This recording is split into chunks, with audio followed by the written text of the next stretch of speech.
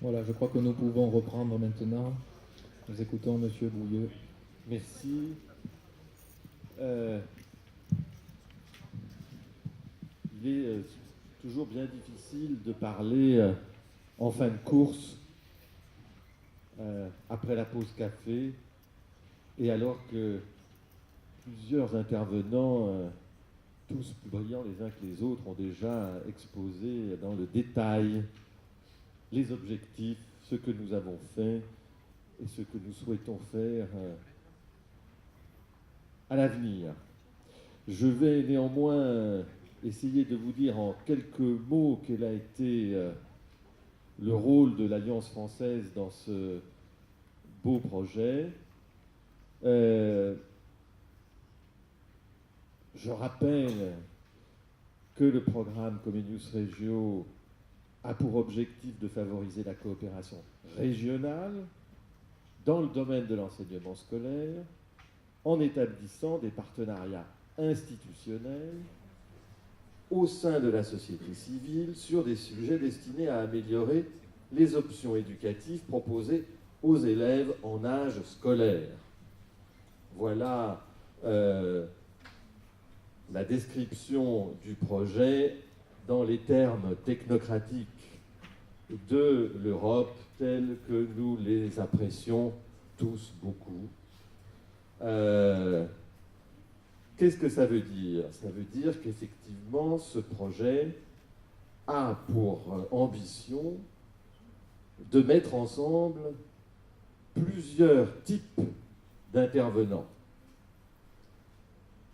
Plusieurs types d'intervenants, c'est-à-dire des écoles, c'est-à-dire des enseignants, à destination des élèves, mais aussi d'impliquer des éléments de la société civile et également de sensibiliser, de mobiliser des structures, des institutions politiques, comme le Conseil général,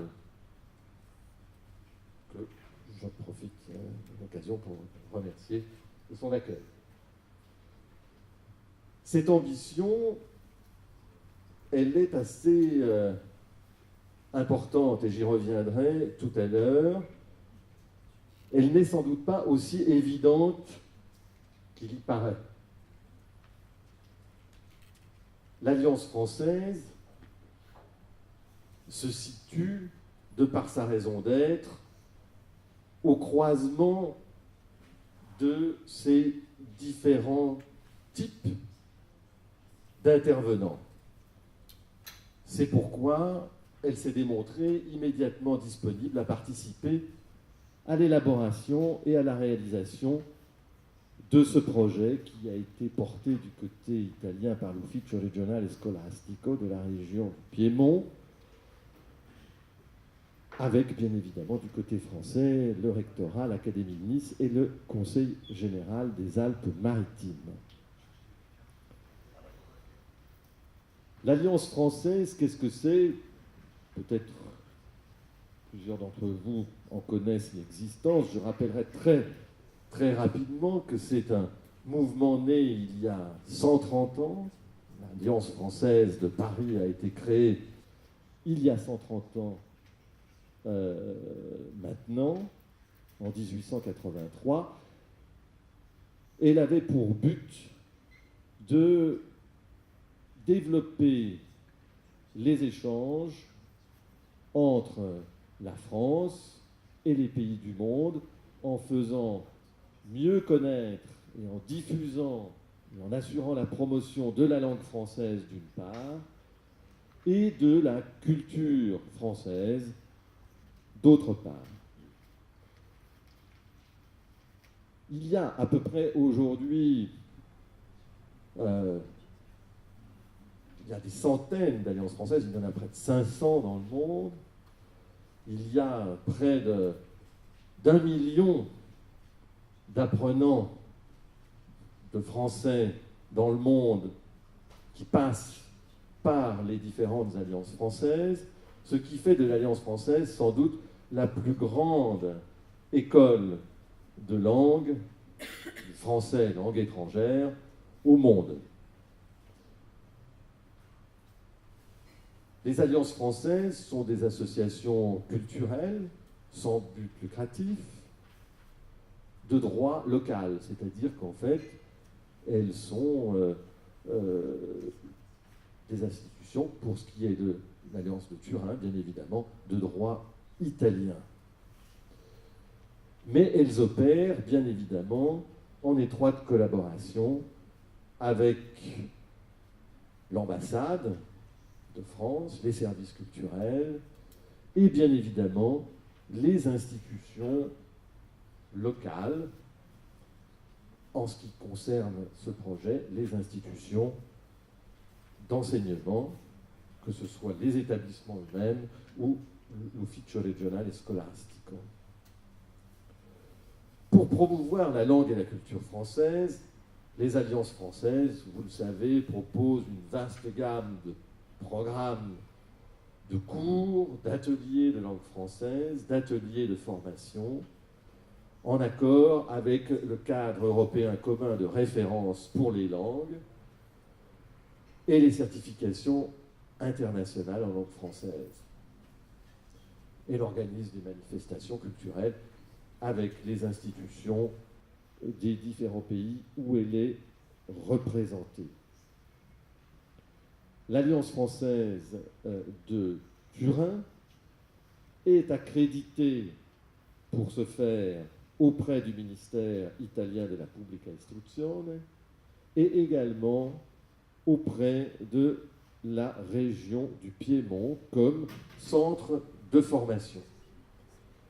Et elle participe de cette manière au développement des relations transfrontalières entre les régions du Piémont côté italien, Rhône-Alpes, Provence-Alpes-Côte d'Azur côté français, et d'une manière plus générale au renforcement de la coopération entre ces deux pays que sont l'Italie et la France, pays frères, pays cousins.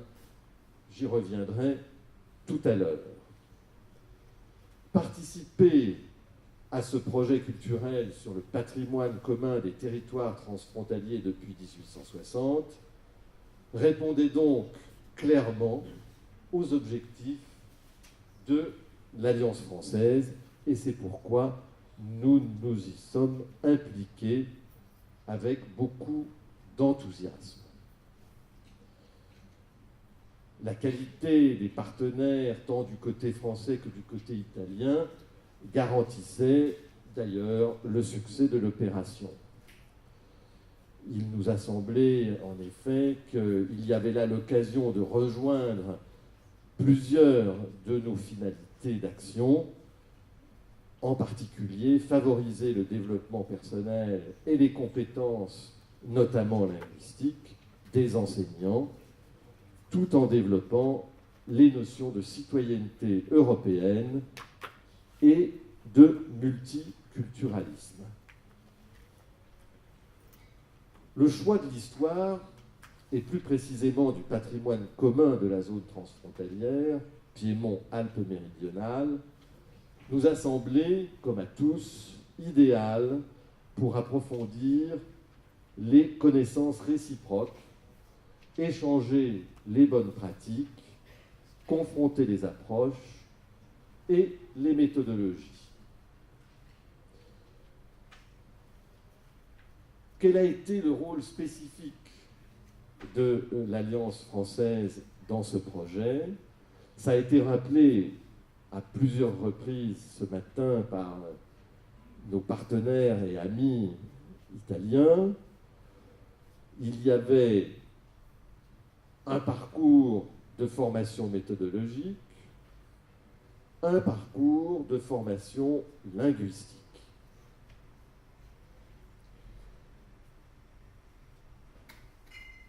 Parcours de formation méthodologique, d'abord, par un travail en commun établi sur la manière d'enseigner cette histoire commune à travers l'analyse des documents et des sources historiques dans la langue des deux territoires,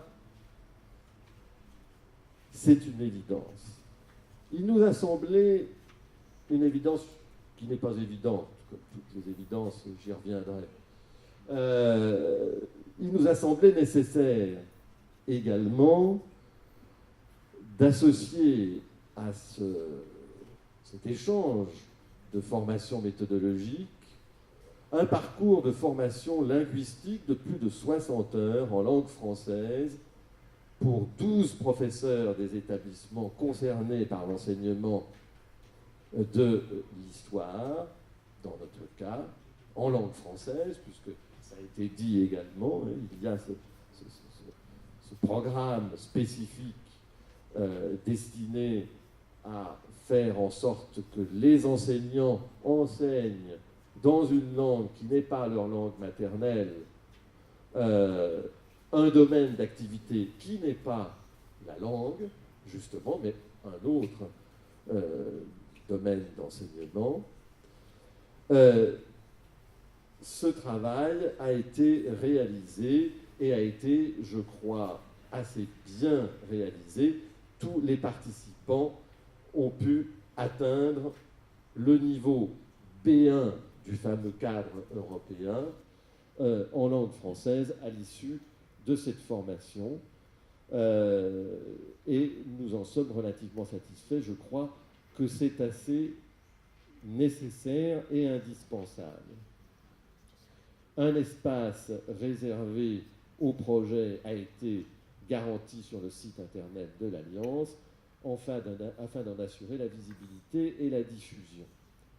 L'Alliance française a également assuré les traductions nécessaires au bon déroulement du projet. Je voudrais dire peut-être aujourd'hui quelles ont été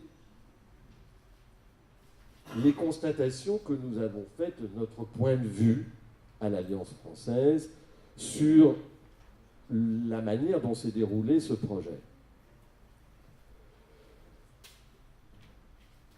Je crois que ce qui est apparu, c'est que, ce que je disais de manière un peu provocatrice, c'est que l'évidence n'était pas aussi évidente que ça. Et d'ailleurs, sinon, ces projets européens n'auraient pas beaucoup de sens. J'ai toujours coutume de dire que si les choses allaient de soi, les administrations, les fonctionnaires, la technocratie n'auraient pas de sens. Elle est là pour favoriser ce qui ne va pas de soi. Qu'est-ce qui ne va pas de soi dans ce type de projet? Ce qui ne va pas de soi, c'est que, d'abord, je l'ai rappelé au début de mon intervention, on appelle à travailler ensemble des gens qui ne travaillent pas ensemble, ou pas suffisamment ensemble.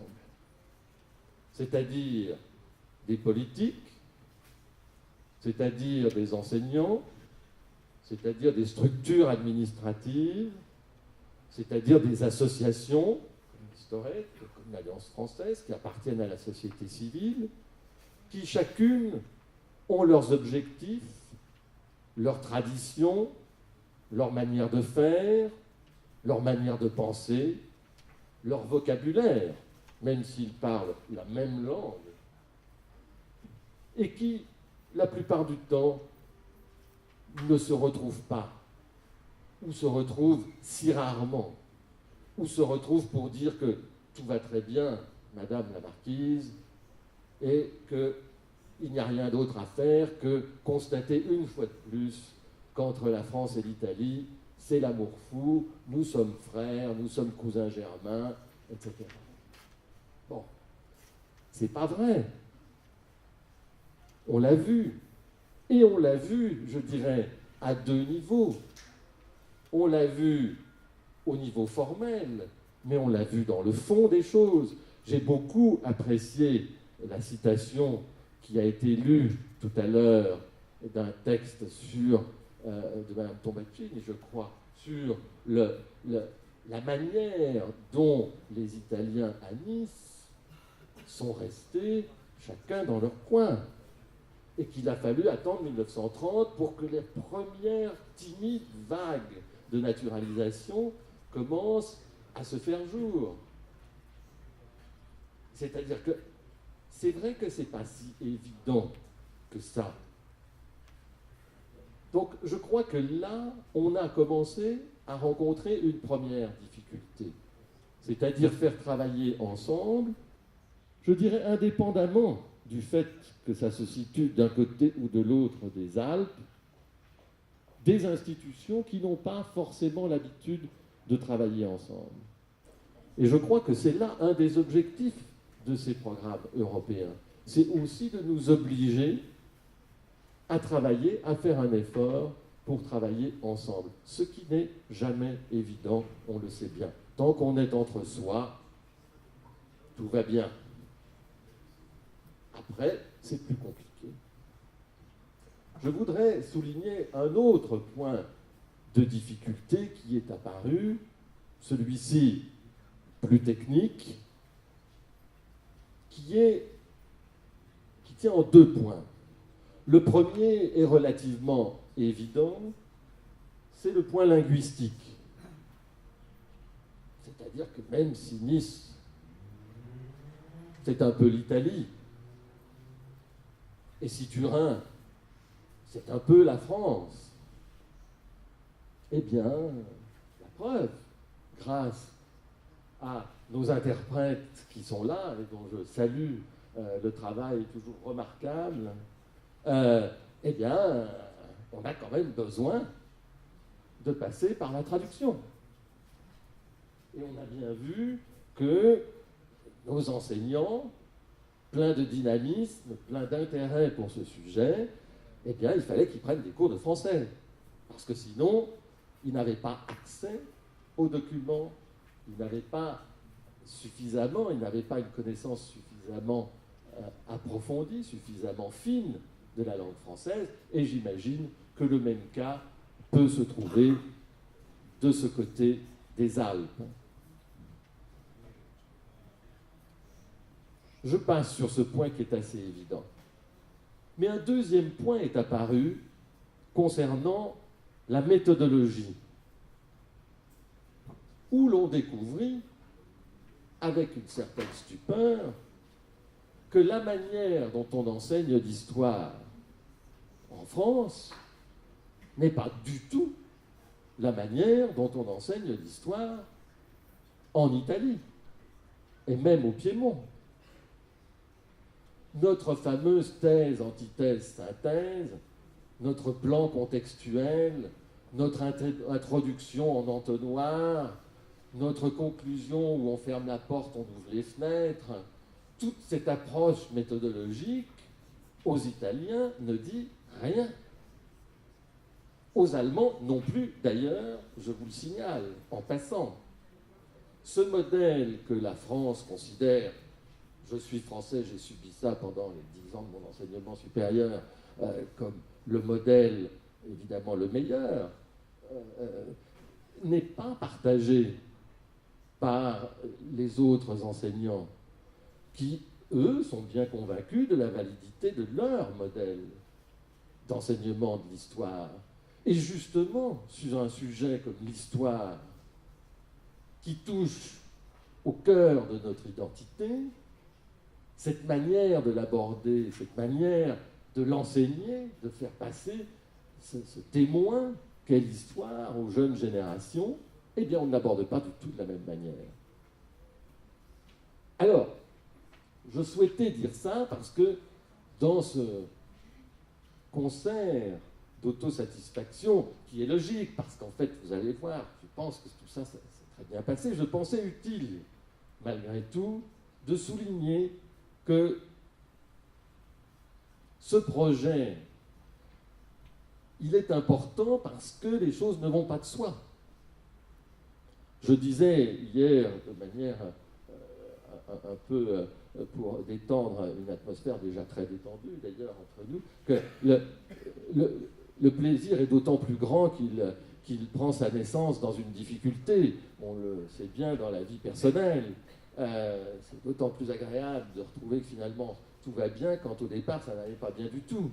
Eh bien, je crois que c'est un petit peu le travail, le chemin que ce type de projet nous invite à faire, c'est-à-dire de nous découvrir, c'est-à-dire de nous découvrir réellement, profondément, par la langue, et c'est là où on se rend compte que la langue, c'est fondamental, que tout ne peut pas passer par une langue commune qui serait un anglais globiche mal maîtrisé par tout le monde et par lequel aucune subtilité ne passe, mais qu'il faut rentrer dans la langue de l'autre, sans jeu de mots, il faut arriver à comprendre comment l'autre fonctionne, comment l'autre aborde ces questions pédagogiques, méthodologiques, et c'est ça que ce type de projet nous a invités à faire, et je crois que c'est ça que nous avons réussi à faire. Et nous avons réussi à le faire assez bien, avec des difficultés, des incompréhensions que nous avons été amenés à surpasser au fur et à mesure de ces 2 années. Et je crois que c'est bien ça le but de ce type de projet européen, et c'est ce à quoi nous invite l'Union européenne, même si parfois elle l'exprime en des termes qui, moi, me laissent toujours un peu ébahi, tant ils sont abscons, difficiles et froids. Alors même que c'est à toute autre chose que ce type de projet nous invite, c'est-à-dire à découvrir avec la chaleur et l'enthousiasme de chacun ce qui nous sépare, mais également ce qui nous permet de mieux se découvrir et de se rencontrer. Et quoi de plus beau que de se rencontrer alors même que tout nous y invite, en tous les cas, en ce qui concerne ces 2 régions françaises et italiennes. Je crois aussi que pour que ce projet ait un sens, il faut que cette démarche ne s'arrête pas là. C'est bien qu'on ait travaillé ensemble sur ce sujet, on a vu que c'était possible, on a compris là où ça coinçait, mais on doit continuer. Et je suis ravi que mon ami Flavio ait pu nous montrer comment on peut utiliser aujourd'hui ce qui a été fait pour que ça serve à d'autres, que ça serve d'abord aux enseignants d'histoire, qui aujourd'hui, pour ceux qui auront suivi ce projet, seront en mesure de dire, voyez, nous, on voit les choses comme ça. Nos amis de l'autre côté, ils les voient autrement, et d'ailleurs, regardez les textes qui ont été choisis, regardez les supports sonores, les images, etc., qui ont été choisis. Voilà comment on peut les analyser. Il y a là tout un travail sur le support pédagogique à réaliser. Il y a à prendre conscience que, eh bien, ma foi, la langue, c'est important, et qu'on ne peut pas en rester à la maîtrise de sa propre langue, que pour avoir accès de manière efficace à l'autre, il faut parler sa langue. Et je crois qu'il faut, c'est une démarche, c'est un processus continu auquel nous invite ce type d'opération, et ne pas s'en arrêter là, pour faire en sorte que eh bien, cet apprentissage de la diversité culturelle que nous avons conduit tous ensemble nous permette de faire nôtre cette devise tant rabâchée mais si belle de l'Europe unie dans la diversité. Merci.